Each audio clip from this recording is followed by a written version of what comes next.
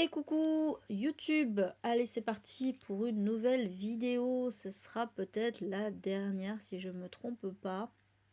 Oui, je crois que c'est la dernière avant, avant le mois d'août, hein. Voilà, avant un mois, si je me trompe pas. Euh, donc désolé. Mais ce sera un bilan lecture, donc ouais, du coup il y aura un mois sans bilan lecture, mais étant donné que je vais pas forcément pouvoir énormément lire. Je peux pas m'empêcher d'aller sur Instagram juste pour voir mon planning. Parce que je sais plus ce que j'ai mis jeudi. Non, pas de live. Ah oui, bah oui, je suis con jeudi sur soirée. Pas de live, dimanche pas de live. Et après, voilà, série With Me. Pas le doute, donc ça sera pas enregistré. Donc 9 livres quand même, ça va. J'ai repris un rythme de croisière. J'ai repris un rythme de croisière. C'est pas autant, quoique. J'allais dire, c'est pas autant que ce que je lisais en janvier, février, mars, mais en fait, quand on y réfléchit, c'est 9 livres en un peu plus de 15 jours. On n'est pas loin du rythme, hein, donc ça va. Alors après, bon, il y en a deux qui sont assez courts, trois même qui sont courts, donc. Mais, euh, mais quand même. Je suis contente de moi. Donc, comme d'habitude, je suis avec les copines. Et comme d'habitude, donc j'ai classé mes lectures de la moins bonne à la meilleure, sachant que c'est bien, mais pas top. Bon, en fait, il n'y a aucune mauvaise lecture dans la liste, mais il n'y a pas non plus de réel coup de cœur. Donc désolé, j'annonce déjà la couleur, c'est adieu le suspense, les gens vont partir du coup. Euh, Coucou Oljay, j'espère que tu vas bien. Mais voilà, après j'ai eu quand même de très bonnes lectures, très très bonnes lectures. Mais ouais, voilà, c'est pas non plus le coup de cœur que j'aurais pu attendre. Il y en a qui m'ont un petit peu déçu. Donc on va commencer. Ça va, je te remercie. Impeccable. On va commencer par le premier de la liste qui est M de Kim Thuy. Et oui, moi je suis étonnée aussi qu'il soit en dernier. Mais il faut bien reconnaître que ce M n'était pas du tout à la hauteur du Rue que j'avais déjà lu de Kim Thuy, que j'avais vraiment adoré. C'était bien, c'était très bien, voilà, mais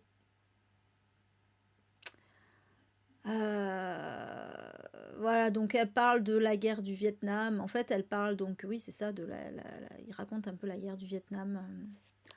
Elle raconte une mini saga familiale finalement, hein. Je dis mini parce que le livre il doit faire 100 pages. Euh, une mini saga familiale en fait de personnes qui ont vécu la guerre du Vietnam, que ce soit du côté américain ou du côté vietnamien, et des Vietnamiens qui ont été adoptés par les Américains. En gros c'est ça, voilà. Et le truc, ce qui m'a gêné, parce que bon, le fond était très intéressant, mais la forme était un peu particulière. J'ai trouvé que c'était très fouillis, très je lance des petits trucs comme ça, là. Alors l'histoire de machin c'est ça, et l'histoire de machine c'est ça.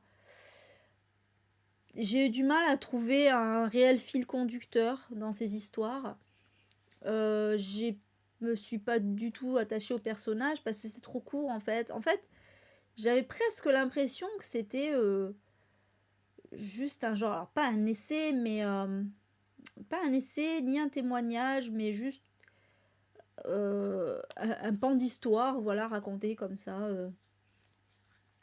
Et bah, c'est dommage parce que du coup, ouais, j'étais pas trop à fond dedans en vrai. Je me rappelle même pas des personnages pour vous dire. J'étais un peu déconnectée de ce livre, voilà. C'était pas nul, loin de là. C'était intéressant. Si vraiment, c'était des tranches de vie intéressantes, mais j'aurais aimé que, ouais, qu'il y ait vraiment un espèce de fil conducteur, qui est vraiment, et que ce soit peut-être, j'ai trouvé que, putain, par rapport à Rue, qui était vraiment bien raconté et tout, là, je sais pas, c'était bizarre. C'était bizarrement raconté, je trouvais. C'était vraiment des trucs jetés, comme ça. Voilà. Tiens, je vous parle de machin, et puis après, je vous parle de machine, puis un peu plus tard, je vous reparle vite fait de machin, mais enfin voilà, c'est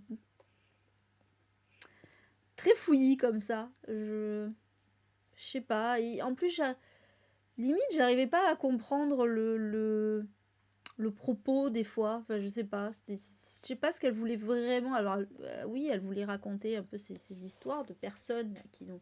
Alors, c'est fictif, mais c'est quand même des situations qui ont vraiment existé. Mais, euh, mais je sais pas, j'arrivais pas à saisir vraiment le réel propos là-dedans. Ça manquait un peu peut-être, ouais, d'analyse des choses, je sais pas. Bref, j'ai pas été de ouf. J'étais très très déçue par ce M. Alors que j'avais adoré Rue. Mais c'est pas grave parce que je retenterai quand même cette autrice avec autre chose, je pense. Parce qu'elle en a écrit d'autres, hein. Je retenterai parce que dans tous les cas, ça reste quand même intéressant parce que elle raconte des choses qu'elle connaît et voilà, c'est toujours bon pour la culture générale aussi de savoir tout ça. Donc voilà, ça m'a quand même plu. Ce côté-là m'a quand même beaucoup plu. Voilà. Ensuite, Membrane de Chitaway. Alors, très particulier aussi ce livre. Donc, dans cette histoire, en fait, on est dans une dystopie. Alors, c'est un livre qui a été écrit, il faut préciser, dans les années 90. Coucou Pristy. En 96, si je ne me trompe pas, il a écrit. Donc, c'est un auteur taïwanais. Et à cette époque, dans les années 90, on ne parlait pas encore vraiment de réchauffement climatique, mais en revanche, on parlait du trou dans la couche d'ozone. Voilà. Et voilà, qui du coup était très dangereux parce que les UV, parce que machin. Et donc lui, il a extrapolé un peu ça, il a transformé ça en dystopie où 100 ans plus tard, en fait, même pas 100 ans plus tard, parce que l'histoire se passe 100 ans plus tard, mais déjà ça commence 20 ans plus tard en fait. Le trou de la couche d'ozone s'est tellement élargi que du coup devient de moins en moins possible de vivre correctement parce que il fait non seulement des chaleurs insupportables, c'est bien réchauffement climatique et tout, mais aussi parce que les UV provoquent des cancers de la peau, voilà, chez la plupart des humains. Et ce qui va se passer, c'est que petit à petit, les humains vont migrer sous l'océan. Sous l'océan. Je m'auto-troll. Les humains vont migrer sous l'océan, en fait, ils vont construire vraiment des cités, et puis petit à petit, c'est toute l'humanité qui va aller vivre sous l'eau pour échapper donc aux rayons UV mortels. Et seuls vont rester à la surface les condamnés, les repris de justice, enfin les condamnés, voilà. Donc ça sera, il y a plus de prison, mais ça sera leur prison, ce sera de vivre à la surface en fait. Et puis certaines personnes qui font du commerce spécial, spécifique à la surface, et c'est tout. Et sinon tout le monde est sous l'eau. Donc ça, et du coup on est en 2100. Et on va suivre une jeune femme qui a 30 ans, ouais justement, qui fête ses 30 ans, qui s'appelle Momo, ce qui veut dire pêche en japonais, parce que en fait, pour une raison qui est expliquée dans le livre. Et Momo, elle est esthéticienne. Et, en fait, donc on nous raconte un petit peu sa vie d'esthéticienne en 2100, comment on nous explique un peu l'univers et tout ça. Et d'ailleurs, la société phare, c'est rigolo, parce que la société principale de ce monde-là s'appelle Macro Hard. Et donc Macro Hard, bah, c'est l'inverse de Microsoft. Micro, macro, soft, hard, voilà. Toi-même, tu sais. Donc, ouais, c'est fait exprès. Et donc, ils lisent des disco-livres. Alors, j'ai pas très bien compris en quoi ça consistait, honnêtement. Je crois que c'est des livres vidéo, enfin voilà. Bref, voilà, ils ont une vie un peu différente. Et elle, en fait, elle fait des soins, donc ça n'a pas changé. Mais en plus, elle met sur les gens, elle peut pardon, leur mettre ce qu'on appelle des M-skin, qui sont en fait des peaux artificielles. et qui permettent donc en plus d'avoir une peau plus jeune, tout ça machin, mais en plus ça permet de d'enregistrer toutes les données qui te concernent, etc., ta mémoire et tout, bref, voilà, donc ça va être un peu important dans l'histoire aussi. Mais surtout, on nous parle de sa relation avec sa mère à Momo parce que donc ça et un peu de son enfance. On comprend que Momo a eu des transplantations d'organes, mais on ne sait pas pourquoi. On comprend aussi qu'a priori, donc elle a deux mères, mais on ne sait pas comment elle a été conçue, etc. Bref, tout un tas de choses comme ça. Et en fait, il y a plein, voilà, ce que j'ai beaucoup aimé dans ce livre, c'est qu'il y a pas mal de mystères comme ça qui entourent la vie de Momo, et donc il va y avoir des grosses révélations à la fin, et on va comprendre pas mal de trucs, donc c'était super cool à ce niveau-là. En revanche, ce qui m'a moins plu, c'est que, bah alors, déjà, il faut savoir que Cheetah Way est gay, et que il a fait toute une préface et même la postface d'ailleurs, enfin voilà, la postface c'est pas lui qui l'a faite mais ça parle aussi de ça, pour expliquer la situation des personnes LGBT+, à Taïwan, tout ça, machin. Donc il y a tout un truc autour de ça, et donc pour nous dire que Cheetah Way s'impose comme voilà, un des auteurs phares de la communauté LGBT, tout ça, machin, enfin bon bref, ça insiste beaucoup, beaucoup, beaucoup là-dessus. Sauf que j'ai trouvé que le récit, à part le fait que Momo ait deux mamans, voilà, c'était un couple gay, couple de lesbiennes, à part ça, et alors, il y a une histoire un peu de transidentité aussi sous-jacente, mais bon. Mais à part ça, j'ai pas trouvé que c'était très prégnant dans l'histoire, quoi. Il y a pas vraiment de thématique, de réflexion autour de ça. J'ai trouvé ça vraiment très très dommage, parce que surtout que, sachant qu'il situait son histoire en 2100, il aurait pu imaginer tellement de choses par rapport à ça, par rapport à l'évolution de la société et tout, en matière de droits LGBT+, et tout ça. Mais non, du tout. Le seul truc, c'est que on comprend un peu que le genre et le sexe, enfin le genre et l'orientation sexuelle sont pas importants en fait, voilà, dans cette société. Mais bon, moi ça me suffit pas, hein. Du coup, j'étais un peu déçue par rapport à ça. Et puis, pour un roman qui est court, ce qui fait 220 pages, même moins, parce qu'il y a toute il y a la préface, il y a la postface on va dire, qui fait 200 pages. Bah, il y a quand même pas mal de longueur, en fait. Il y a pas mal de moments où on est, ouais, alors c'est assez introspectif, on est dans la tête de Momo, mais bon, ça nous apprend pas grand-chose, je sais pas. Il y a des moments, c'était un peu confus. Euh, voilà, mais bon, après dans l'ensemble, c'était quand même très très intéressant. J'ai beaucoup beaucoup aimé les révélations qui sont faites. Euh, J'étais un peu sur le cul, honnêtement, voilà, de comprendre en fait ce qu'était la vie de Momo, on va dire.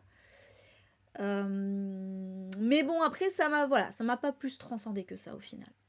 Je trouve que ça manque un peu de propos engagés, et je parle pas seulement du côté LGBT+, je parle aussi du côté euh, dystopique, en fait, puisque bon, on comprend qu'il y a une espèce de critique aussi de, du transhumanisme. Attention, hein, le transhumanisme, ça n'a strictement rien à voir avec la transidentité, ouais, parce que dans la sphère complotiste, ils confondent transhumanisme et transidentité, rien à voir. Transhumanisme, c'est quand on imagine qu'on pourrait implanter des organes fabriqués, en fait, sur des humains. Voilà, ce genre de choses, vous voyez. Ce qui commence plus ou moins à se faire, et ce qui d'ailleurs existe depuis longtemps quand on pense au pacemaker et ce genre de choses aussi, hein, d'ailleurs. Quelque part, on est déjà dans une sorte de transhumanisme. Et du coup, là, voilà, il y a une espèce de critique de ça. Alors, on peut être d'accord ou pas d'accord. Moi, ça dépend, en fait. C'est toujours pareil. C'est bien. Il ne faut pas qu'il y ait des dérives non plus. Bref. Mais ouais, en fait, je trouvais qu'il allait vraiment pas assez loin dans son propos. C'est vraiment dommage. Pour un livre comme ça, je m'attendais vraiment à un super truc et bon. Par contre, du coup, dans la postface, c'est bien parce qu'il y a plein d'auteurs qui sont cités, donc je vais essayer de me pencher des auteurs et des autrices asiatiques de la communauté LGBT+, ou qui sont féministes, ou voilà, et du coup, je vais grave me pencher là-dessus. Je vais aller regarder ce que font ces gens. Voilà. Alors, I Kissed Sarah Wheeler de Casey McQuiston, que c'était un des livres qui me hypait le plus. Et c'était bien, mais c'était pas ouf non plus. On va pas se mentir. J'étais un peu déçue. Bah, j'allais dire c'est pareil, hein, pas du tout dans le même style. Mais je trouvais qu'on restait un peu trop en surface des choses. Donc en fait, dans cette histoire, on va suivre, c'est Chloé, ouais. Chloé, qui est une jeune fille qui aspire à devenir major de promo. Ouais, c'est vrai qu'il a pas mal circulé celui-là. Mais il se trouve qu'elle est dans un lycée très chrétien. Voilà. C'est dans l'Alabama, ça se passe dans l'Alabama, un lycée très chrétien, où voilà, il faut très bien pensant, hein, il faut que tout soit attention, qu'on rentre dans le moule, hein, voilà, des petites filles sages, des garçons sages aussi. Bref, mais sauf que Chloé, elle, donc déjà, elle est lesbienne ou bi, je sais plus. Je crois qu'elle est bi. Voilà, donc ça, autant vous dire que c'est pas très bien vu. Et en plus,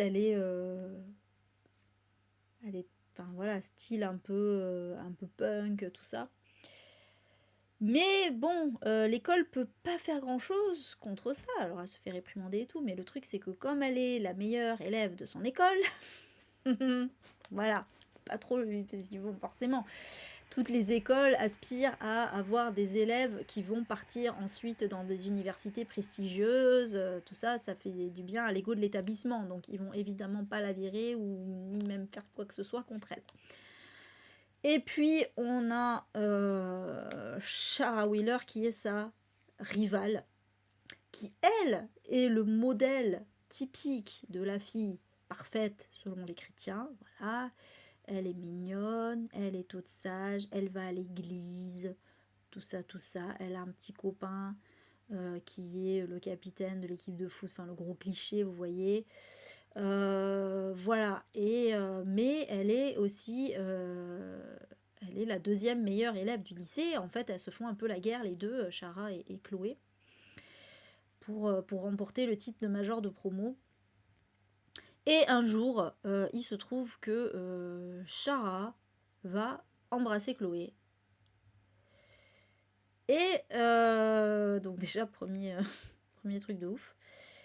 Et va ensuite disparaître. Et donc Chloé, elle hallucine. Alors Chloé, elle a trouvé ça plutôt agréable en vrai. Parce que Sarah, ok, c'est sa rivale, mais en même temps, elle est super mignonne et voilà. Mais elle est quand même étonnée, quoi, parce que voilà, Sarah Wheeler, elle n'est pas censée être bi ou quoi que ce soit. Bref. Et donc, ce qui va se passer, c'est qu'elle va trouver un message de Sarah. Et c'est un peu genre, ça démarre un peu un genre de jeu de piste. Et elle va, dans ce message, elle va pas être la seule citée, il va y avoir deux autres garçons, dont le petit ami de Sarah, et un garçon qui est un peu le bad boy de l'école. Voilà. Et donc tous les trois vont essayer de comprendre le jeu de piste que Sarah a laissé, sachant qu'elle a vraiment disparu. Voilà. Et donc on va suivre un peu comme ça leur enquête pour trouver où elle se trouve et pourquoi elle a fait tout ça et pourquoi elle a embrassé tout le monde. Parce qu'elle n'a pas embrassé que Chloé. Bon, alors son petit ami, c'est un peu logique qu'elle a embrassé, mais elle a aussi embrassé le bad boy. Et on va comprendre, enfin tout ça. Bref.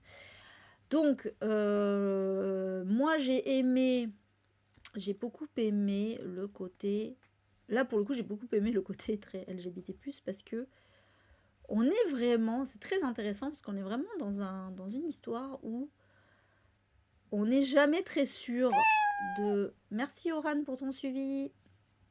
On n'est jamais très sûr du genre et de l'orientation sexuelle en fait des gens. On ne sait pas trop. C'est très... j'aime bien, on est très dans le flou là-dessus.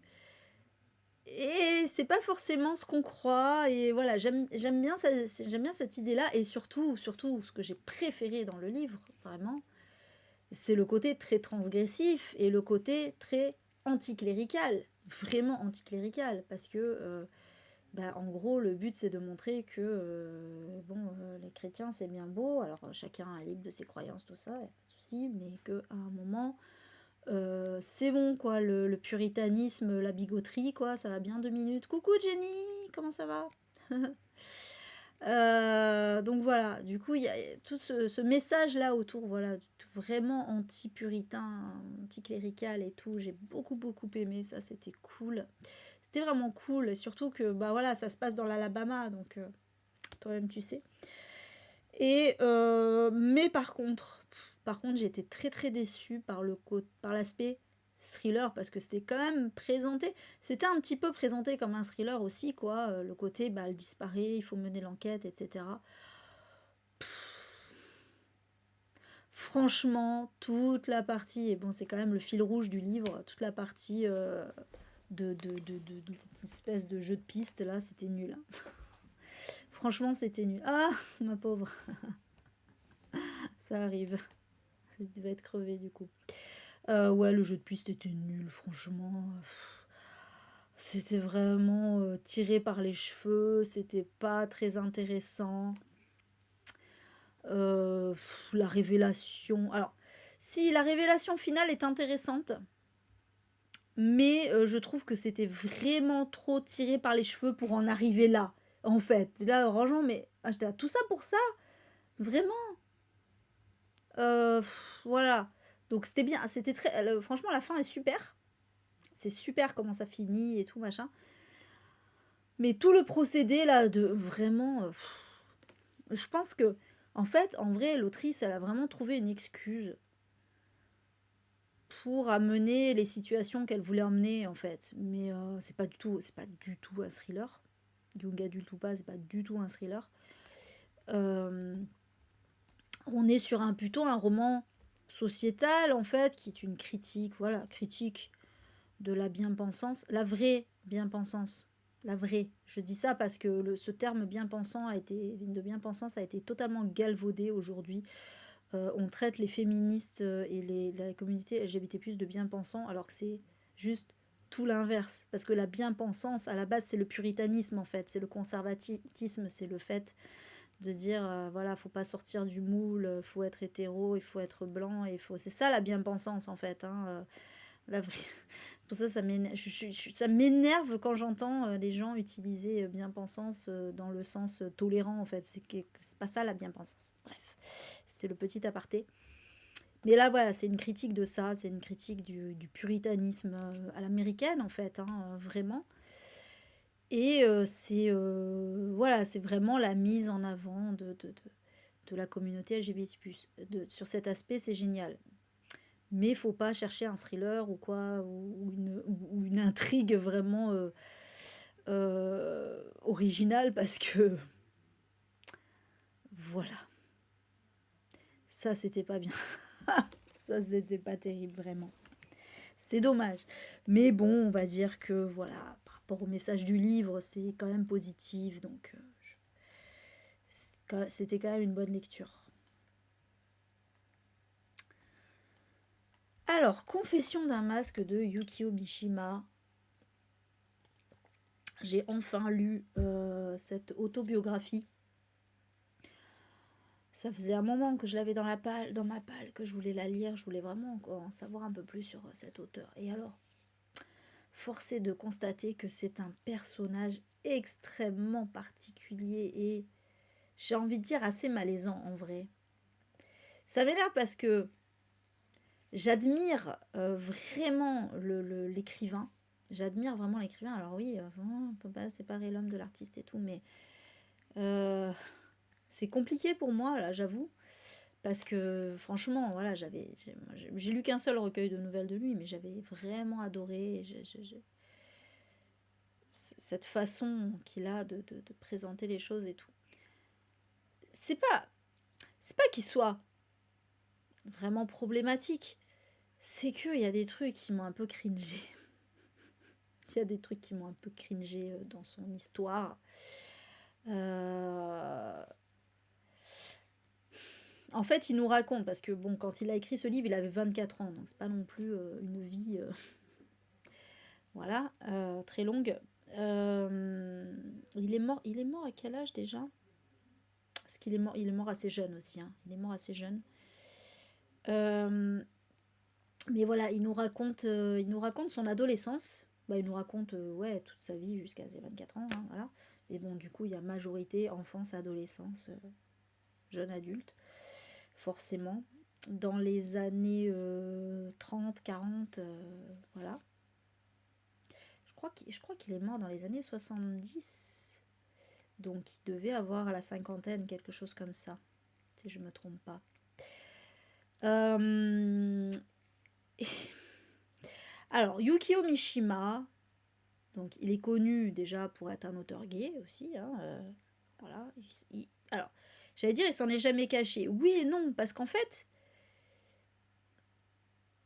justement, à part dans ce livre, enfin, en fait, c'est ça le truc, c'est que dans ses livres, il ne s'en cachait pas, mais dans la vie, apparemment, bah, c'était pas quelque chose qui mettait en avant, et même c'était plutôt quelque chose qui dissimulait. Et en fait, il y a pas mal de gens, même quand on était venus à penser qu'en fait, ce qu'il écrivait dans ses livres, c'était juste peut-être un fantasme, ou enfin voilà. Enfin, bon, si c'était un fantasme de ça, c'est que t'es gay, mais bon, vous voyez ce que je veux dire, quoi. C'était quelque chose qu'il extrapolait, ou voilà, et qu'en fait, il était pas gay. Parce que, ben oui, parce que c'est forcément dans ces années-là, c'était pas très très bien vu, hein, on va pas se mentir. Ah ouais, c'est vrai, Mathilde. Bah du coup, ouais, ça m'encourage à lire d'autres, parce que c'est vrai que moi aussi j'ai moins aimé que La mort en été, hein, pour le coup, vraiment. Mais oui, parce qu'il raconte. En fait, le problème, c'est que il raconte beaucoup ses fantasmes. On va pas se mentir. Il y a vraiment beaucoup de ça. Il raconte finalement la genèse de sa vie sexuelle. Encore, je suis même pas sûre qu'il en ait vraiment eu une de vie sexuelle quand j'y pense. Mais voilà, vraiment, c'est très basé là-dessus. Il n'y a pas de. Il y a aucune, attention, je précise, il n'y a aucune scène de sexe. Je vous dis, c'est pour ça que je dis, je sais pas s'il a une vie sexuelle, c'est juste plutôt des descriptions de fantasmes. Mais en fait, c'est pas porno du tout, hein. Il n'y a pas de. Mais par contre, ça reste quand même assez malaisant.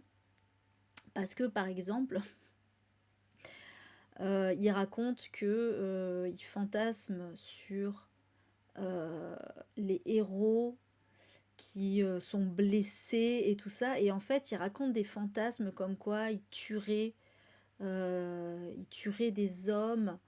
Et enfin voilà, ça fait un peu Jeffrey Dahmer, vous voyez ce que je veux dire? Voilà, on est vraiment dans le délire comme ça. Il fantasme vraiment sur les hommes blessés ou morts. Je sais pas, c'est très, très, très particulier. Quand je lisais ça, j'étais là, ah, ouais, d'accord.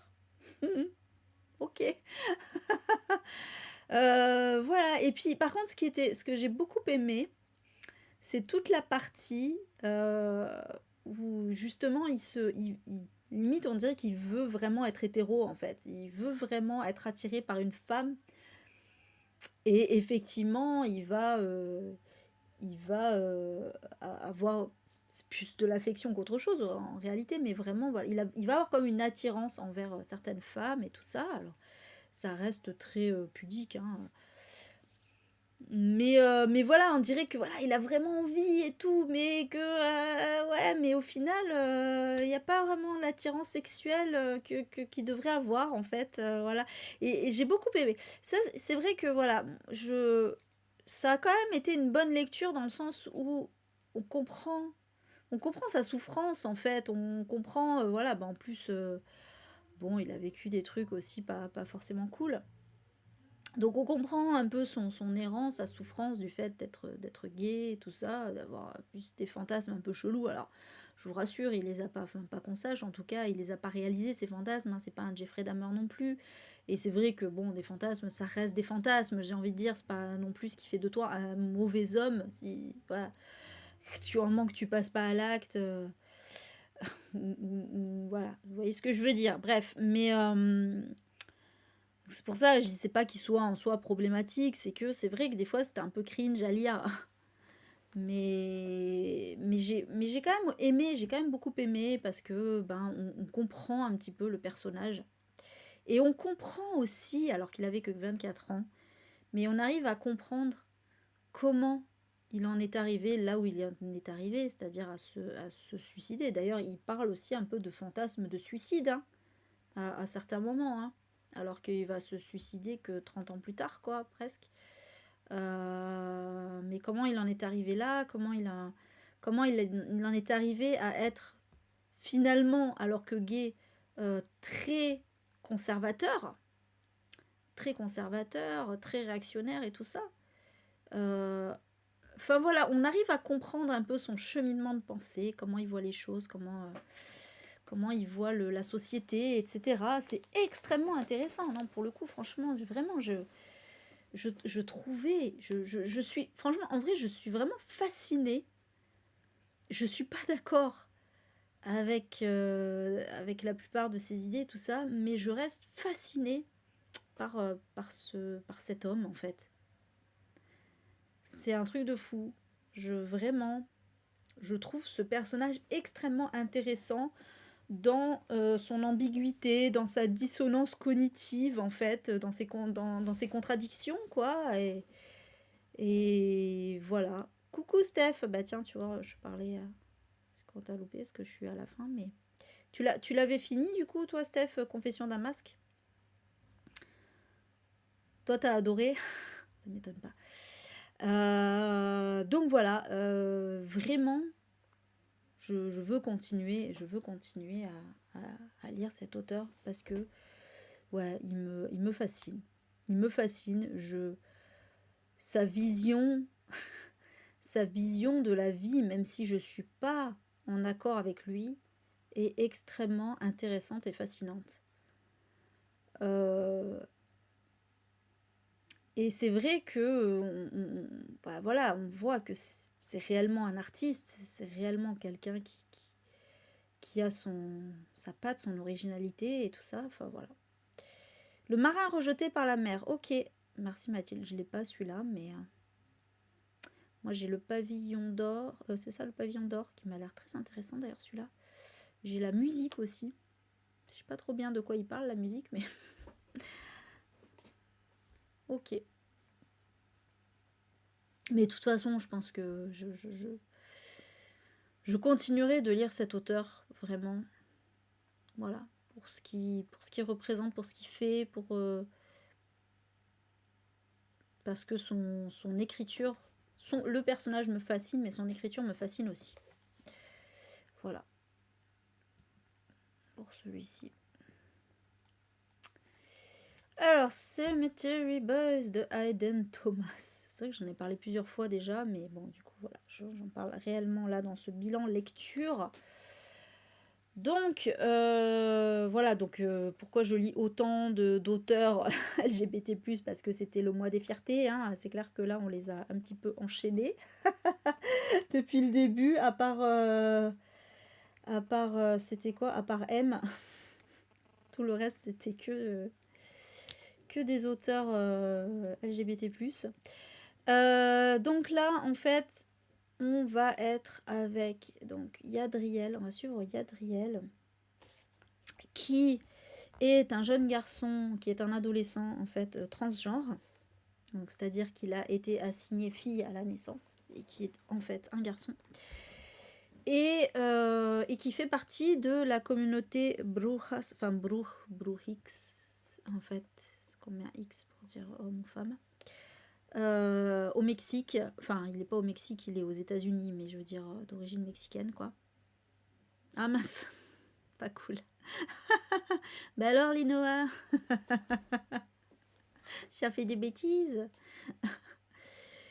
Et donc Yadriel, en fait, il a un petit peu rejeté de sa communauté. Parce que, alors, déjà, parce qu'il est transgenre, ça c'est une chose, mais aussi parce que il était censé avoir des pouvoirs. Il faut savoir que dans cette communauté, donc, il y a les femmes, les brujas, qui ont le pouvoir de guérison, et les hommes, les brujos, qui ont le pouvoir de communiquer avec les esprits. Et donc, le truc, c'est que Yadriel, qui était censée être une femme, devrait donc avoir les pouvoirs des brujas, donc le pouvoir de guérison. Sauf que il n'a jamais réussi à guérir quoi que ce soit. Et donc du coup, bah, dans sa famille, on considère qu'il n'a aucun pouvoir, que donc il est un peu inutile. Et en plus, par-dessus tout, il est transgenre, donc c'est pas ouf. Voilà, donc il est un peu voilà, en marge du truc. Il a quand même le soutien de son oncle qui lui aussi n'a pas de pouvoir pour le coup. Et de sa meilleure amie qui, elle, a bien le pouvoir des brujas, mais qui ne veut pas l'utiliser parce que elle est végane et que pour guérir quelqu'un, il faut sacrifier un animal et parce qu'il faut du sang d'animal. Et elle comprend pas pourquoi prendre une vie pour en guérir une autre en fait. C'est vrai que on peut la comprendre. Donc on part de ce postulat là et en fait un jour il y a le cousin de Yadriel qui va disparaître. Et toute la communauté le sent parce que c'est quelque chose qu'ils ont en eux, etc. Il est mort. Tout le monde sait qu'il est mort. Et le truc, ça va être de retrouver son corps, de savoir pourquoi il est mort. Et donc, voilà, ils partent à sa recherche, ils essayent d'invoquer son esprit, tout ça. Et il se trouve que Yadriel a en fait un pouvoir, mais qu'il le cache parce qu'il ne sait pas comment ça va être pris. Il a le pouvoir des brujos. Ça, c'est génial. Voilà, c'est génial parce que c'est un garçon trans et parce que on penserait que la génétique, enfin la biologie, machin, voilà, les transphobes, hein, la biologie, tout ça. T'as un vagin, donc t'es une femme, voilà. Donc, ce serait logique de penser qu'il devrait avoir le pouvoir des brujas, sauf qu'il a le pouvoir des brujos parce que c'est un homme. Je trouve ça génial. Je trouve ça vraiment génial. Ça, c'est une excellente idée, je trouve, de l'auteur. Et donc, il va se servir de son pouvoir pour rechercher l'esprit de son cousin, sauf que il va commettre une erreur, il va invoquer un autre esprit, l'esprit d'un adolescent comme lui, qui est aussi latino, mais d'une autre communauté. Merci Miss Lestrade pour ton suivi. Et qui donc qui est forcément mort, mais qui ne sait pas, en fait, qui réalise pas qu'il est mort, en fait. Voilà, ce garçon, il comprend pas, il sait pas comment il est mort et tout ça. Et en fait, l'histoire va dévier sur... Alors, il va toujours y avoir un peu la recherche du cousin, mais l'histoire va dévier sur comment... Donc, il s'appelle Julian, ce garçon. Comment Julian est mort, en fait, et pourquoi, alors qu'il n'était pas du tout destiné à mourir. Et donc, voilà, on va suivre un peu comme ça cette enquête et donc le truc et aussi le fait que Yadriel va devoir cacher cet esprit parce qu'on rappelle que les brujos peuvent voir les esprits et tout ça, donc il va devoir le cacher, il va y avoir tout un truc comme ça. C'était vachement cool. Salut Steph, j'espère que tu vas bien. C'était vachement cool comme histoire, j'ai beaucoup aimé, j'ai vraiment aimé voilà ce fil rouge là de qu'est-ce qui est arrivé à Julian. Qu'est-ce qui est arrivé au cousin Miguel aussi? Comment Yadriel, est-ce que Yadriel va réussir à être intégré dans sa famille? Et puis bon, il y a un peu petite histoire entre les deux. Alors on rappelle qu'il y en a un qui a un esprit, mais bon, je ne dévoile rien. Et bref, voilà, il y a plein de trucs, il y a plein de, voilà, il y a diverses thématiques et c'était très cool. Ah bah, Ça tombe bien, Steph. Voilà, après, donc voilà, j'ai beaucoup beaucoup aimé. Si je devais donner un défaut, par deux, je dirais que bon, c'est très young adulte, on va pas se mentir. C'est assez gentillé. Voilà, c'est très gentillé, pareil, hein, faut pas s'attendre à un thriller ou. Non, c'est assez mignon. Mais c'est bien d'un côté parce que ben c'est feel good, c'est bien pour les ados, c'est bien de. Bah ouais, voilà, pour s'identifier, c'est vachement cool d'avoir eu cette idée, voilà, d'un garçon trans qui a les pouvoirs d'un garçon cisgenre en fait, hein. Euh, mais voilà, ouais, voilà. Après, ça reste gentillé. C'est pas non plus l'intrigue du siècle. Voilà. Mais c'est très sympa. Alors, moi, je l'avais pris en audio sur NetGalley, donc je l'ai écouté en audio. Voilà, le lecteur était très bien. Franchement, c'était bien. C'était cool. C'était vraiment une lecture sympathique. En plus, bah oui, en été, c'était bien. Donc, voilà, puis il y a aussi toute cette présentation un peu d'une communauté latina. C'était vraiment bien aussi, voilà. Donc, au niveau de la représentation, c'était cool. Voilà pour celui-ci. Alors, les deux qui suivent, en fait, ils vont un peu ensemble, en vrai. J'aurais presque pu les mettre ensemble, parce que celui-là, c'est un tome 2 en plus. Mais bon, j'ai mis dans l'ordre de préférence. Donc, Semi de Aki Shimazaki, qui est le tome 2 de sa nouvelle pentalogie. Je sais même pas le nom, c'est la pentalogie de Anzu, en fait. Hein, je crois que c'est ça, c'est l'héroïne. Ouais, mais il doit y avoir un vrai nom à cette pentalogie. Pour l'instant, il n'y en a que 4 qui sont sortis, si je me trompe pas. Je crois pas que le 5e soit déjà sorti. Et il y en a 3 qui sont sortis en audio. Et donc, moi, j'ai écouté, du coup, les 2 premiers. J'ai pas enquillé directement sur le 3e. J'avais envie de passer à autre chose et de revenir plus tard. Donc, en fait, dans cette pentalogie, on suit une famille. Donc, on a... Alors, on va pas tous les dire, hein, mais en gros, il y a Anzu, qui est l'héroïne du tome 1. Il y a sa sœur, il y a ses parents, il y a son futur mari, on va pas dire qui c'est. Voilà, mais on suit comme ça. Et puis son fils aussi, elle a un fils. On va suivre comme ça, voilà. Et en fait, alors là pour l'instant j'en ai que 2, mais visiblement cette pentalogie semble être basée sur les secrets de famille. Voilà, clairement. Les secrets de famille, les révélations de ce qui s'est passé dans le passé d'une famille, etc. Et là, donc, dans ce tome 2, on est avec les parents d'Anzu. Il se trouve, alors c'est pas un spoil parce qu'on le sait dès le tome 1, hein, c'est pas un spoil, je vous rassure, hein. Les tomes peuvent se lire indépendamment en plus. En fait, il se trouve que la mère d'Anzu a la maladie d'Alzheimer. Et là, en fait, le livre va être raconté du point de vue du père, qui va finalement raconter un peu l'évolution de la maladie de sa femme et de sa relation avec elle. Et au début, j'ai eu un peu peur quand j'ai compris qu'on allait partir là-dedans. Oui, c'est ça, la suite de Suzuran. Quand j'ai compris qu'on allait partir là-dedans, Suzuran, je vais en parler après, du coup, c'est un peu dans l'ordre de préférence, mais j'ai plus aimé Suzuran que Semi, donc... ouais, j'ai eu un peu peur. Je la merde, on va parler de la maladie d'Alzheimer. Je suis pas. Vous savez que moi, les histoires de maladies, c'est pas la thématique que je préfère. Et j'avais un peu peur que ce soit voilà, vraiment là-dessus, sur comment ça se passe quand on a la maladie, etc. Et puis en plus, comme c'est ce qui me gênait aussi, c'était que ce soit le père qui raconte. Et j'étais là, ouais, bon, d'accord, en gros, il va nous dire à quel point il souffre. De voir sa femme comme ça, alors que bon, on pense... Merci Gigi pour ton suivi. On pense toujours aux proches qui souffrent, mais on pense jamais à la personne concernée, en fait. C'est toujours pareil, que ce soit pour le handicap ou la maladie, c'est toujours la même chose. C'est genre, on pense jamais à la personne concernée.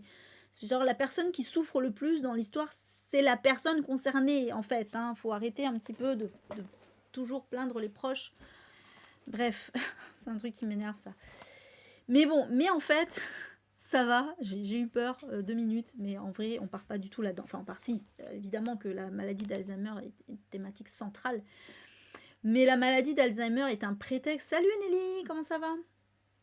C'est vraiment un prétexte, en fait, pour parler, encore une fois, de secret de famille.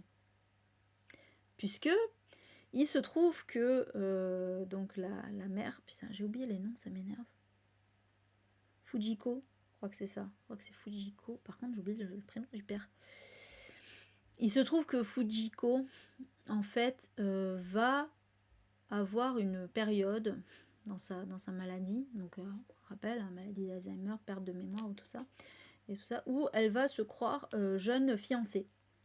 Alors que c'est un couple qui a, je crois, 30 ans de mariage, quelque chose comme ça. Oh, coucou Bérangère, comment ça va? Ça fait longtemps. J'espère que tu vas bien. Et donc, ouais, elle va se croire jeune fiancée. Et en fait, le médecin qui la suit dit au père, surtout, ne la contredisez pas, quoi. Faites comme elle dit. Et donc, voilà. Et donc, en fait, il va devoir jouer le rôle de son jeune fiancé. Voilà, ils peuvent pas trop se toucher parce que ils sont pas mariés, tout ça, machin. Enfin, voilà, c'est très... Ouais, c'est sûr, certes. Et, et voilà. Et en fait, le truc, c'est que du coup, il va être amené à discuter de choses et d'autres, et de choses notamment qu'elle a vécues par le passé. Et elle va lui révéler un truc. Je dis pas quoi, parce que bon, ça serait quand même un peu spoilé. Elle va lui révéler un truc sur son passé auquel il ne s'attendait pas du tout. Et en fait, ce qui est bien, c'est que ça vient petit à petit. Ça commence par un détail. Ah bon, machin qu'est-ce qu'il vient faire là-dedans lui? Et puis après, machin. Et petit à petit, waouh! Et c'était vachement bien cette idée de faire ressortir comme ça des secrets. Et voilà, du coup, on va savoir comment donc le père va prendre tout ça, qu'est-ce qu'il va faire, etc. C'est extrêmement intéressant parce que il n'a pas forcément la réaction à laquelle on peut s'attendre. Ah ok, oui, oui, oui, moi ça va très bien, merci. Bon, du moment que ça va bien, c'est l'essentiel, hein, Bérangère. Donc voilà, c'était très bien. C'était vraiment bien, je trouve. Enfin, Aki Shimazaki, elle a une plume, hein, elle a quelque chose. Hein, c'est vraiment, elle te prend comme ça. C'est, elle est très forte en fait pour décrire les relations familiales. Hein, j'ai remarqué parce que déjà dans le poids des secrets d'ailleurs, comme quoi les secrets, elle aime bien les secrets de famille en fait. Mais là, on est plus dans du contemporain, alors que dans le poids des secrets, on était vraiment dans de l'historique. Hein. C'était vraiment très, c'était l'histoire d'une famille, mais voilà, dans l'histoire, l'histoire avec un petit H d'une famille, dans l'histoire avec un grand H, vous voyez. Et vraiment, elle est très forte pour ça. Donc, merci Estelle, bisous. Ah bon, ouais, effectivement, tu dois être crevée. Bonne nuit, alors repose-toi bien. Ouais, moi aussi, Steph, j'adore Aki Shimazaki. J'adore. Donc voilà, c'était excellent. C'était excellent, c'est mis. Et Suzuran est encore mieux. Dans Suzuran, en fait, donc là, on est avec Anzu, qui est une jeune femme. Enfin, jeune femme. Voilà, la trentaine, je crois. Qui est céramiste, elle fait de la poterie de façon professionnelle, elle vend ses œuvres, voilà. Et qui est divorcée, qui a un enfant. Et en fait, sa sœur Elle s'est pas toujours bien entendue avec sa sœur parce que sa sœur a toujours été très séductrice et en fait Anzu comprenait pas vraiment sa façon d'être, voilà, un peu nonchalante, un peu bah je fréquente des hommes mariés, mais voilà, moi je veux pas me marier moi-même, voilà. Et Anzu, elle, qui est un peu plus conservatrice, on va dire, voilà, elle aime pas trop ce genre de choses, donc il y a eu comme ça, il y a des histoires comme ça, voilà, autour de ça. Et un jour, la sœur qui s'appelle, je crois qu'elle s'appelle Kyoko, Kyoko va vouloir présenter son fiancé à sa famille parce que oui, ça y est, elle a décidé de se marier. Le problème, c'est que quand elle arrive avec son fiancé, Anzu tombe éperdument amoureuse du fiancé, je crois que c'est Yuji, du fiancé de Kyoko. Et elle apprend dans le même temps des choses qui sont passées avec sa sœur par le passé. Voilà, pareil, petit secret de famille, enfin de sœur en l'occurrence. Et voilà, donc vraiment là, ça va être vraiment tourné autour de ces deux sœurs un peu rivales. Voilà. Et purée, et Aki Shimazaki a cette façon de faire des Japonais. Moi, j'avais peur parce que je me disais, ah, ça va pas être très féministe cette affaire. Voilà, allez, allez, encore des femmes qui se bouffent le nez, qui vont se faire des crasses, qui vont machin. Et ça se passe pas du tout comme on l'imaginait, mais pas du tout. C'est un truc de fou. Elle est très très forte. Elle est très très forte, Aki Shimazaki, pour, bah, pour tromper un peu le lecteur. Voilà, c'est pareil, on pense que ça va pas parler d'Alzheimer, tout ça, machin, qu'on va être vraiment dans la thématique de la maladie. Pas du tout. Et là, Suzuran, je pensais vraiment qu'on allait être sur le thème de la rivalité entre sœurs, et même si, évidemment qu'il y a beaucoup de ça, elle te prend quand même un peu à contre-courant le truc, et ah, c'est très beau, hein, c'est très beau. J'avoue que j'ai un petit peu versé ma larmounette aussi. Ah, elle a le don de faire des belles histoires. Elles sont courtes, hein, ces histoires, mais elles sont belles. Et du coup, j'avoue que j'ai un peu mis pour l'instant la série de côté, mais je suis très très curieuse de... Voilà, j'ai Nono Yuri à lire. Et je suis très très curieuse de voir vers quelle thématique on va partir dans Nono Yuri. Voilà. Alors, tant qu'il le faudra, de Cordelia, qui est un young adulte contemporain, dans lequel, en fait, on va suivre tout simplement une association, oui, c'était le mois des fiertés, une association de militantes LGBT+, de fait, et à Paris, en fait, voilà, en France. Et donc, en fait, on va suivre un peu les personnages. Et comment, oui, la couverture est sympa. Et les personnages et comment ils vont évoluer dans cette association, comment ça se passe dans une association militante. Là, en l'occurrence, il s'agit d'une association qui crée un magazine, en fait.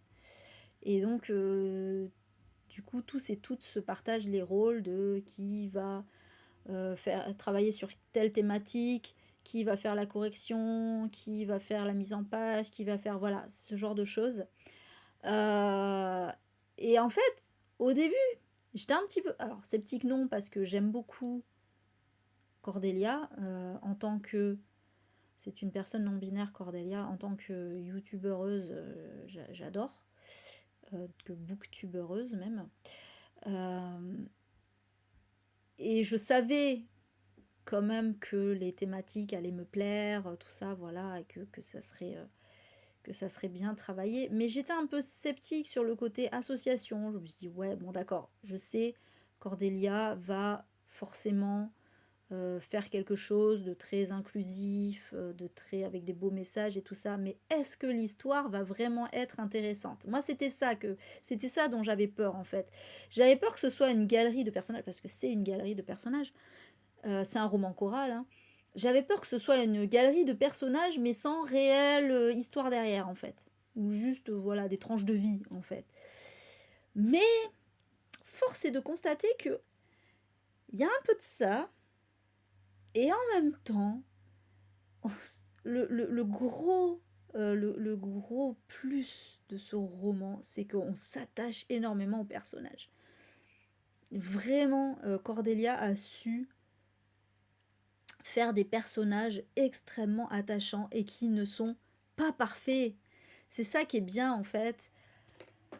C'est qu'ils sont loin d'être parfaits en fait. Ils ont des biais, ils ont des problèmes, ils ont des croyances qui sont pas forcément les bonnes. Ils sont pas forcément respectueux des autres. Hein. Voilà, c'est pas parce que tu es militant que voilà, il va y avoir un peu un sujet aussi comme ça sur la pureté militante. Hein, c'était intéressant. Et j'ai adoré. Et franchement, c'est un mini coup de cœur tant qu'il le faudra quand même parce que vraiment, je me suis énormément attachée à ces personnages. Donc, il y a 4 personnages principaux qui seront les narrateuristes du roman en fait. Et il y a d'autres personnages secondaires qui sont extrêmement intéressants aussi. D'ailleurs, il y en avait, j'étais là, mais pourquoi lui ou elle n'est pas personnage principal? Parce que c'est trop bien. Et donc, les 4 personnages, c'est Prudence, qui en fait vient alors non, elle n'est même pas sortie du placard en fait, elle vient de découvrir qu'elle était lesbienne, donc c'est une étudiante. Alors ils ont tous entre 19 et 25 ans, hein, quelque chose comme ça, c'est des jeunes adultes, mais c'est plus des ados. Elle est étudiante, je crois que c'est la plus jeune d'ailleurs, hein, parce qu'elle a 19 ans.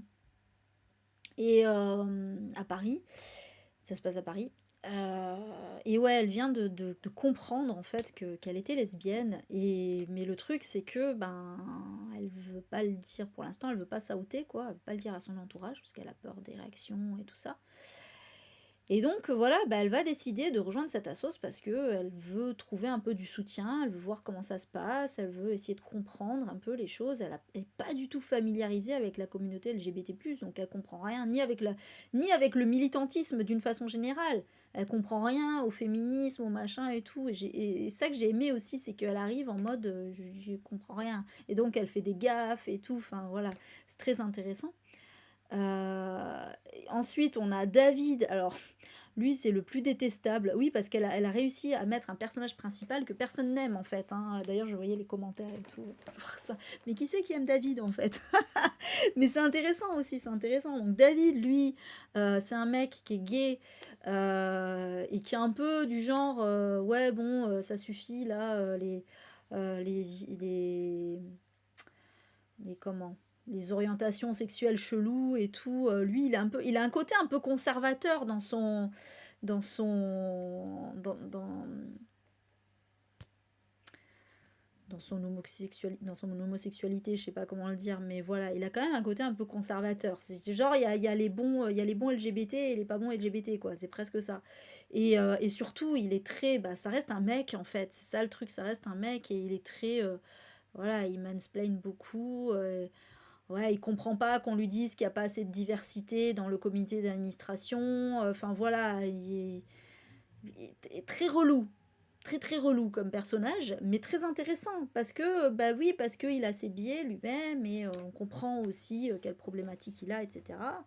Voilà. Et après, par contre, les deux autres personnages, elles sont pas dans la même optique. Donc on a Jade. J'ai adoré Jade, c'est peut-être un des personnages que j'ai préféré, qui est une meuf handicapée. Elle est en fauteuil roulant. Et, euh, et elle, par contre, elle est familiarisée avec le militantisme. Et en plus, elle est à fond en mode, elle fait pas de cadeaux. C'est vraiment, t'as pas, t'as pas intérêt à lui sortir un truc validiste parce qu'elle te défonce. Mais j'adore, j'ai adoré ça. Et en même temps, tu sens qu'elle est quand même bienveillante parce que, bon, voilà, elle sait que, bah oui, il y en a qui sont pas familiarisés avec ça et donc elle est quand même assez bienveillante. Mais voilà, il y a des fois où elle se met en colère, elle rigole pas. Mais j'ai beaucoup aimé ce personnage. Et puis il y a Ina qui, elle, est une femme noire, lesbienne, euh, et qui est très cool, mais qui est très overbookée, parce qu'elle a 40 000 associations, elle a un boulot, enfin, elle a plein de choses à faire tout le temps, c'est la meuf overbookée du truc, mais qui est un peu peut-être la plus bienveillante du lot, finalement. Voilà. c'est la seule qui juge pas les autres, en fait. Bref, voilà, donc vraiment une galerie de personnages assez diversifiés. Après, il y en a d'autres derrière, voilà. Il y a aussi des personnages transgenres, il y a...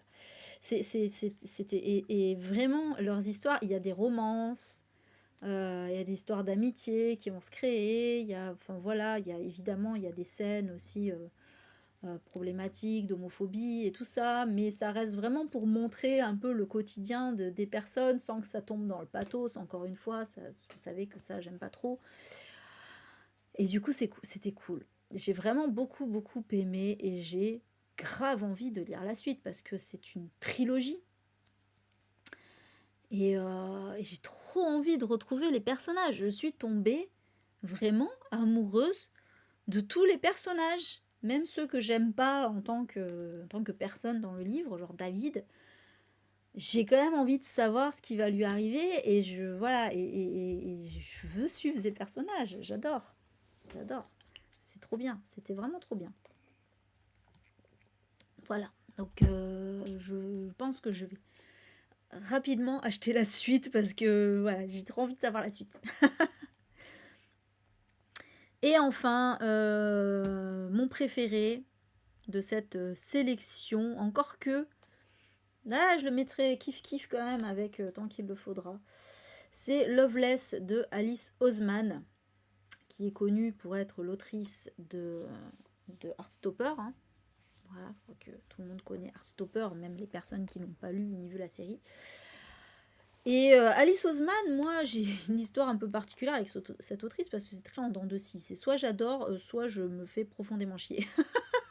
Voilà, c'est pas compliqué. Et là, on a été dans la gamme j'adore, avec Loveless. Et je pense que si j'ai adoré, c'est parce que l'autrice étant concernée par la situation, je pense qu'elle a su vraiment inculquer quelque chose de profond dans son histoire qui a fait qu'on y croyait et que l'histoire était forte en fait. Donc dans Loveless, on va être... Oh purée, attendez, le prénom. Georgia. Voilà, on va être avec Georgia qui n'a jamais vécu d'histoire d'amour. Elle n'a jamais eu de copain ni de copine parce qu'elle ne sait même pas finalement si elle est hétéro ou lesbienne. Oui, c'est ça, hétéro ou lesbienne. Ou bi, voilà. Elle n'a jamais eu d'histoire, mais le truc c'est que Georgia, elle adore les histoires d'amour. Elle adore les films d'amour, elle adore les fanfictions avec des histoires d'amour. Voilà, elle adore ça, elle adore l'idée de l'amour.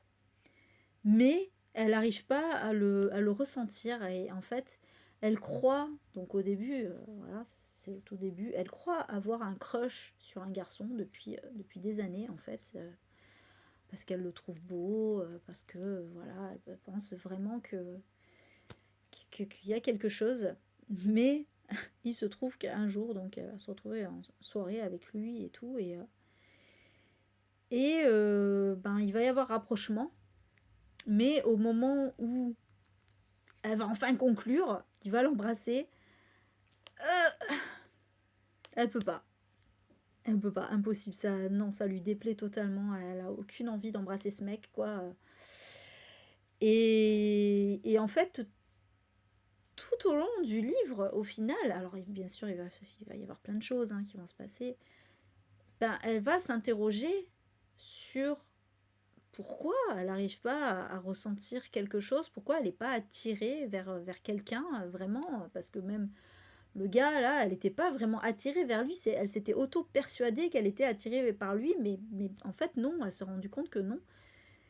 Et, et du coup, et alors, elle a, donc, Georgia, elle a deux meilleures amies, donc, Philippa Pip, surnommée Pip, qui est lesbienne, et James, merde, je sais plus son prénom, c'est un truc en J, j'ai oublié, qui lui est parfaitement hétéro et c'est juste qu'ils sont meilleurs amis, voilà, mais on comprend quand même assez rapidement qu'il a un petit crush sur elle. Et en fait, l'histoire démarre Vraiment. Alors l'histoire démarre avec ça, là, l'épisode du garçon, mais ensuite ils vont à la fac. Voilà, ils vont à la même fac. Et en fait, elle va se retrouver en coloc avec une jeune fille qui est assez extravertie, qui est très extravertie, qui adore séduire et tout ça, mais qui est très sympa, hein. C'est pas une peste. Au début, je me disais, ah, ça va être une peste, mais non, pas du tout. Et du coup, ben, Georgia va lui demander des conseils. Bref, voilà, je veux pas tout vous raconter l'histoire. Ça a l'air de rien comme ça, hein. Mais en fait, c'était extrêmement bien. C'était extrêmement bien foutu parce que, donc, tout d'abord, vous l'aurez compris, il y a toute cette thématique autour de la sexualité, l'aromantisme, donc le fait de ne pas être capable de ressentir des sentiments amoureux, donc c'est l'aromantisme, ou une attirance sexuelle, c'est la sexualité. Donc on va être autour de cette thématique qui va être nommée assez tardivement, mais bon voilà, c'est le pitch, on sait que c'est ça, puisque en plus Alice Oseman elle-même est asexuelle, donc voilà. Mais donc voilà, il y a toute cette quête un peu autour de ça, c'est extrêmement intéressant parce qu'on en apprend un peu plus. Alors, je me rappelle que j'avais eu des critiques comme quoi, qui disaient ouais, mais elle a abordé qu'une seule sorte d'asexualité, alors qu'en vrai c'est un spectre et tout. Mais elle le dit ça, que c'est un spectre. En fait, j'ai pas compris les critiques quand j'ai lu le livre. Je me suis dit, mais en fait, ils ont dit n'importe quoi. Parce qu'elle le dit précisément que c'est un spectre, qu'il n'y a pas une seule sorte d'asexualité, que oui, l'héroïne, bah évidemment, l'héroïne, elle va pas être tout le spectre à la fois, quoi. Et en plus, elle a mis des personnages secondaires aussi, qui sont aromantiques ou asexuels, mais d'une autre façon, parce que elle explique justement que on peut être asexuel, mais quand même avoir de la libido, par exemple. Enfin, il y a tout un prisme, voilà, de différence comme ça là-dessus. C'était justement, je trouve qu'elle a très bien expliqué les choses parce que moi-même, je n'étais pas forcément au fait j'allais dire comment ça fonctionnait. Vous voyez ce que je veux dire? Et du coup, non, je trouve qu'elle a très bien expliqué. Je vois pas en quoi comment elle aurait pu faire mieux. Elle allait pas mettre 15 personnages principaux avec chacun un type. Enfin voilà, ça aurait été ridicule à un moment. Non, l'essentiel c'est d'avoir traité cette thématique, surtout qu'elle est concernée en plus, donc voilà, et d'avoir expliqué un peu voilà, que tout le monde était différent là-dessus. Donc il y a ça, et puis il y a aussi donc l'histoire de Pip aussi, qui est très intéressante. L'histoire de la coloc, comment elle s'appelle? Rooney. Rooney est très intéressante aussi, justement, pour ce côté, oui, je veux séduire et tout ça, mais ça cache évidemment quelque chose derrière. Tous les personnages sont intéressants. Et, euh, et surtout, je pense que au-delà de la sexualité, la thématique aussi de ce livre, c'est l'amitié. Et je sais que dit comme ça fait un peu cucul la praline, mais pas du tout, pas du tout. En fait, ce qui est génial, c'est que le message de ce livre, au final, c'est ben, l'amitié peut être aussi fort et aussi important que l'amour, en fait. Et pourquoi est-ce que dans notre vie, il faudrait forcément avoir une histoire d'amour alors qu'on peut avoir aussi une histoire d'amitié très forte? Et moi, j'en ai des frissons, je sais, ça a l'air con comme ça, mais j'en ai des frissons rien que vous en parler parce que je repense à une scène dans le livre que j'ai trouvée mais tellement belle par rapport à ça. Vraiment, j'avais la larmounette, hein. J'avais vraiment la larmounette parce que c'est très très beau, c'est très très bien dit et on sort un peu des carcans, voilà. Et pour une fois, bah oui, voilà, c'est pas. Alors, il y a une petite romance hein, entre deux personnages secondaires, je précise quand même, mais bon, voilà, hein, c'est pas le plus important. Mais pour une fois, voilà, on n'est pas sur de la romance, on est au contraire sur un truc à te dire, ben ouais, mais non, mais c'est pas la romance qui compte en fait. C'est génial, c'est beau. Et alors, aussi, ce que j'aimais, alors c'est très très. Il y a beaucoup de références à Shakespeare parce que ils sont tous, c'est tous et toutes des théâtreux en fait. et des fans de Shakespeare. Et donc, ils vont monter une pièce euh, autour de Shakespeare. Mais, contrairement à Margaret Atwood, à Graines de sorcière de Margaret Atwood, où je pigeais que dalle parce que je comprenais rien aux références qu'elle donnait, parce que j'avais pas lu La Tempête de Shakespeare et d'autres trucs, ben là, même si je connaissais pas toutes les œuvres qui étaient citées, je connaissais certaines mais pas toutes, ben je comprenais quand même les rêves, parce que en fait c'était expliqué. Alors c'est pas expliqué en mode on te raconte tout, on te prend par la main, non, ça c'est pas la peine, c'est pas ça.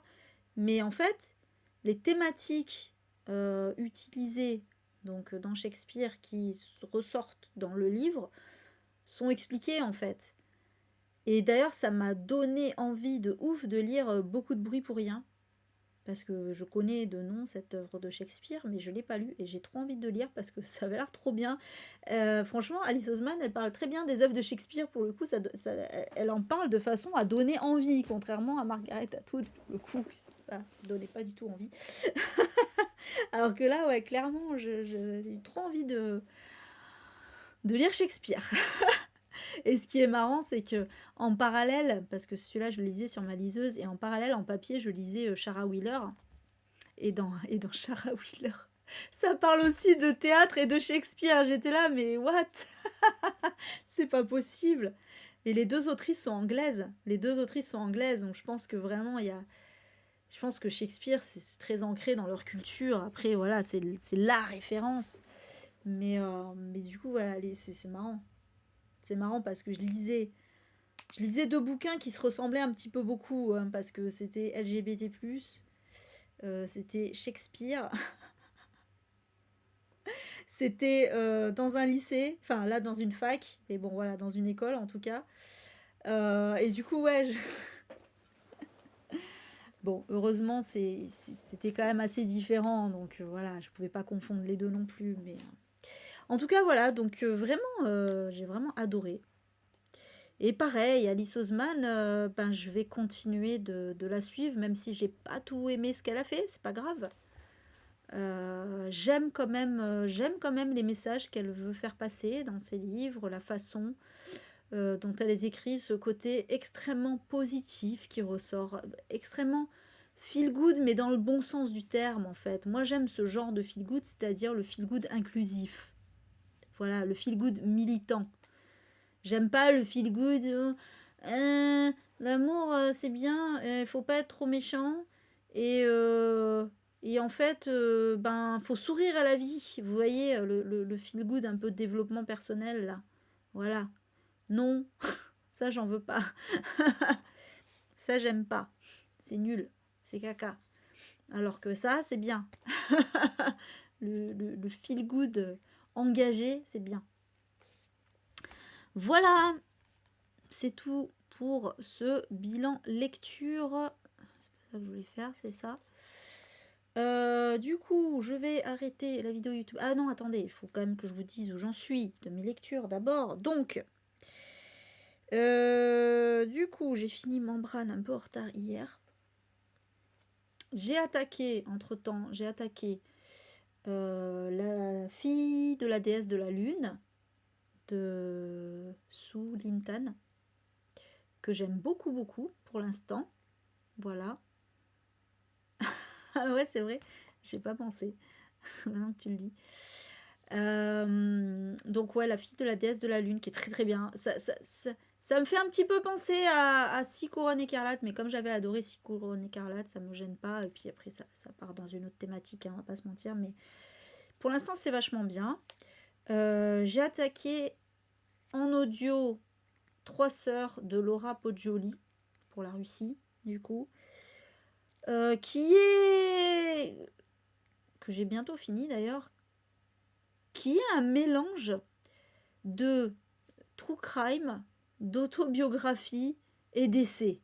Vraiment, vraiment, alors il est assez court hein, le roman, mais vraiment elle a réussi l'exploit de faire les trois à la fois, c'est-à-dire que elle raconte une affaire, donc Trois sœurs, c'est l'affaire de ces trois sœurs russes qui ont tué leur père, qui les maltraitait en fait. qui les battait, qui...